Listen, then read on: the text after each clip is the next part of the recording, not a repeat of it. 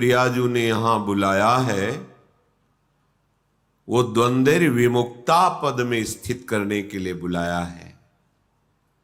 अगर हम लाभ में सुखी होते हैं, हानि में दुखी, मान में सुखी, अपमान में दुखी, तो यही तो अविद्या है, यही अज्ञान है। अगर इससे निवृत्त करने का अपने मन में दृढ़ निश्चय हम कर लें तो हमें प्रियाजू ने पूरा का पूरा संविधान परम पद में आरूढ़ करने वाला प्रदान कर दिया है। ये जो हमें संयोग मिला है ये महासुख के लिए है। बड़ी बड़ी सिद्धियां भी माया का नाटक ही हैं। एकमात्र सच्चिदानंद प्रभु में स्थित हो जाना ये महासुख स्वरूप है, यही परम विश्राम है। अविद्या के कारण हमें अनुभव में ये बात नहीं आती। जैसे धूल भरी आंधी हो तो वस्तु का सही दिखना असंभव हो जाता है, ऐसे काम क्रोध लोभ मोह मद मत्सर की ऐसी आंधी चल रही है अविद्या जनित कि हमें सही वस्तु का अनुभव करना बड़ा कठिन पड़ रहा है। यदि हम किसी विशाल पर्वत का सहारा ले ले तो आंधी से बच सकते हैं। आंधी हमारा नाश नहीं कर पाएगी। वो विशाल पर्वत की तरह भगवत प्रेमी महात्माओं के चरणों का आश्रय और उनके वचनों के अनुसार चलना, फिर ये कामादि दोषों की आंधी आपको उड़ा नहीं पाएगी, नष्ट नहीं कर पाएगी। श्रीपाद प्रबोधानंद जी महाराज कह रहे हैं कि यदि हमें वृंदावन आने को मिल गया, वृंदावन वासी का संग मिल गया, श्यामा श्याम की उपासना का परिचय मिल गया, ये बड़ी दुर्लभ बात है। तो परिहासे प्यन्या प्रिय कथन मूकोति बधिरहा परेशाम दोषानुश्रुति मनु बिलोकेन्ध नयनः शिलावन्निश्चेष्टः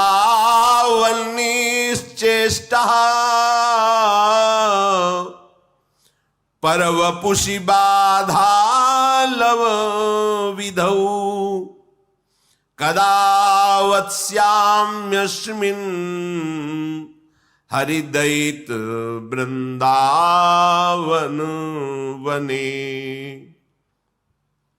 यदि कृपा करके प्यारे जू ने मुझे वृंदावन बुला लिया, सत्संग सुनाया, सतमार्ग का परिचय मिला, अब हम अपने साथ धोखा नहीं करेंगे। कोई किसी के साथ धोखा नहीं करता। तुम समझते हो हमने दूसरे के साथ छल करके, कपट करके, चोरी करके, चतुराई से ऐसा कर लिया, दूसरे के साथ नहीं। वो अपने लिए तुम बीज बोए हो, तुम्ही को फसल काटनी पड़ेगी। बाद में तुम्हारे रोने चिल्लाने से कुछ नहीं होता, मिथ्या भगवान पर आरोप करने से कुछ नहीं होता। काल ही कर्म ही ईश्वर ही मिथ्या दोष लगाए। अभी तो बड़े बुद्धिमान बनते हो, अपनी बुद्धि का प्रयोग दूसरों के धन अपहरण में, दूसरों के सुखों का नाश करने में, छल कपट में, माइक वृत्तियों में, और जब इसका परिणाम आता है तब आप ईश्वर को दोष देते हैं, तब किसी दूसरे को दोष दे। हम तो बड़े सुखी होते यदि हमारा अमुक ऐसा न कर देता। तो कोई अमुक नहीं है, वो तुम्हारा कर्म ही है, दूसरा कोई नहीं। इसलिए यदि दैत प्यारे जू कृपा करके वृंदावन का एक बार भी दर्शन, सत्संग, प्रिया प्रीतम की रसमय उपासना का परिचय, तो अब अपने साथ धोखा मत करो। क्या करो? परिहासे प्यन्या प्रिय कथन मूकोति बधिरा। तुम परिहास में भी किसी का अमंगल करने की सोच बंद कर दो, तुम्हारा कभी अमंगल नहीं होगा। दूसरों का तुम अहित करते हो, दुख देते हो, और तुम सुखी होना चाहते हो, असंभव। ये अज्ञान की वृत्ति हटा दो। परिहासे भी, मजाक में भी किसी को दुख मत दो, मजाक में भी किसी को ऐसे कटु वचन मत कहो जो उसके हृदय को छू जाए, हृदय को दुख पहुंचा दे।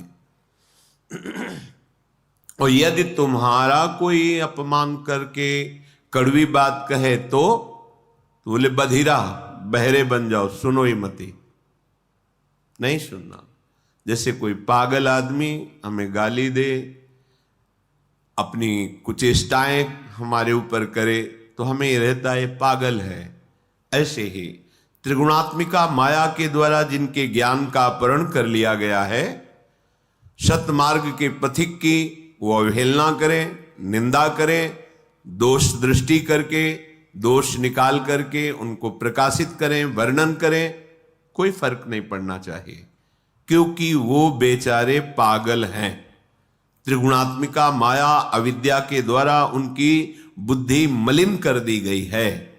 इसलिए भगवत मार्ग के उपासक को जब कोई निंदा करे, गाली दे, कटुवचन बोले, तो बधिरा, बहरे की तरह हो जाना चाहिए, हमें सुनाई ही नहीं दिया, ऐसी उपेक्षा कर देनी चाहिए। पर हमारे द्वारा परिहासेप्यन्या अप्रिय कथन, हंसी मजाक में भी किसी का अप्रिय वाणी से अपमान नहीं करना, किसी की चुगली नहीं करना, किसी की निंदा नहीं करना। हमारी कोई करे तो बहरा बन जाना, सुनना ही नहीं। पूज्यपाद शिवड़िया बाबा जी महाराज कहते हैं, जब तुम्हारी भाषा में तुम्हारे को कोई अपमानित करे, निंदा करे, तुम ऐसे सुन के निकल जाओ जैसे विदेशी भाषा में जिसका आपको ज्ञान न हो, और वो फिर आपको कटुवचन अपशब्द कहे, तो आप ऐसे सहज में निकल जाए, आपको पता नहीं क्या बोल रहा है।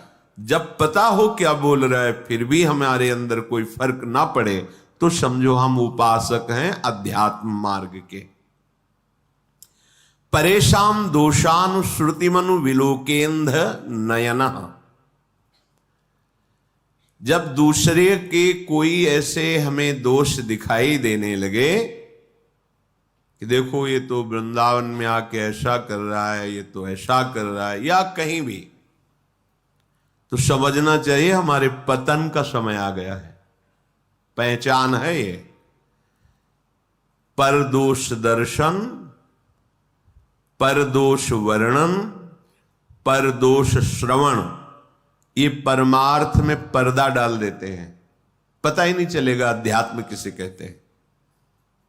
ध्यान से सुन लीजिए, साधन चल रहा है पर ये असाधन होता है, इसीलिए भगवदानंद की अनुभूति नहीं होती। परदोष दर्शन, परदोष कथन, परदोष श्रवण, ये तुम्हारे परमार्थ का अपहरण कर लेंगे।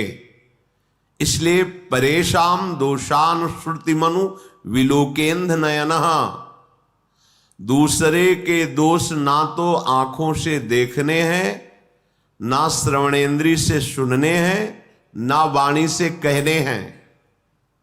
यदि ऐसा करोगे तो तुम्हारा भगवत मार्ग रुक जाएगा। भजन करने से जो भगवदानंद की अनुभूति होती है वो ऐसे उपासक को बिल्कुल नहीं अनुभूति होने देगा। ये बात छिद्रान्वेषण जिसे कहते हैं, परदोष दर्शन, पर चर्चा, दूसरे के दोषों का कथन, पर दोष श्रवण, दूसरे की निंदा को सुनना। हम भगवत मार्ग के पथिक हैं, हमें बिल्कुल सावधान रहना है।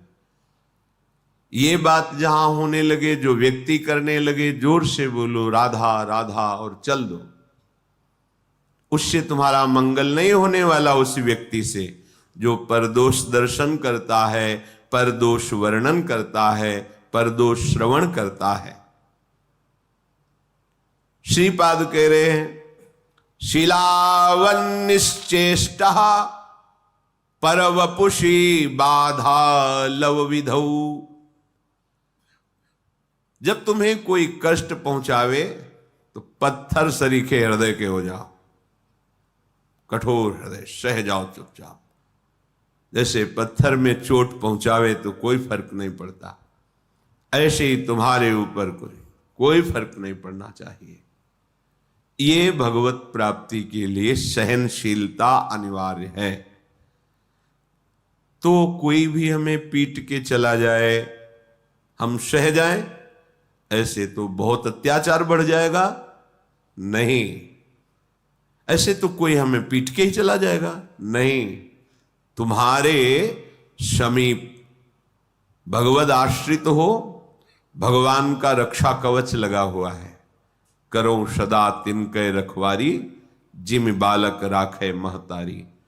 आपको पुष्ट करने के लिए, परमार्थ का सूरवीर योद्धा बनाने के लिए भगवान थोड़ी छूट दे दें, भले किसी को अपमानित करो इसे। देखो कैसा लगता है इसको। अपमानित किया, वो बहुत दुखी हुआ, रो दिया प्रभु से।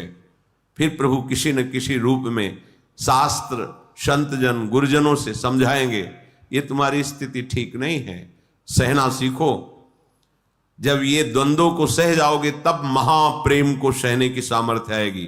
तुम द्वंद्वों में विचलित हो रहे हो, कोई अपमानित कर दिया, गाली दे दिया, तुम रो पड़े, फिर महाप्रेम को कैसे सहोगे? वो प्रभु तुम्हें समर्थ बनाने के लिए भले किसी को प्रेरणा कर दे, अन्यथा कोई ऐसा पैदा नहीं हुआ कि भक्त का बाल बांका कर सके। वो हाथ उसी समय नष्ट हो जाएगा जिस समय भगवान के जन की तरफ वो अन्य भाव से हाथ उठाएगा। अपमान भावना से राम रोष पावक सो जरई, जो अपराध भक्त कर करे। हमें चाहिए सहनशीलता। अगर कोई हमें कटुवचन कह रहा है, कोई पीड़ा पहुंचा रहा है, चुपचाप सह जाओ। ये भगवान आपको मजबूत करना चाहते हैं, प्रेम मार्ग का शूरवीर योद्धा बनाना चाहते हैं। तुम्हारे हृदय में ऐसी सामर्थ्य दे, सच्ची मानिए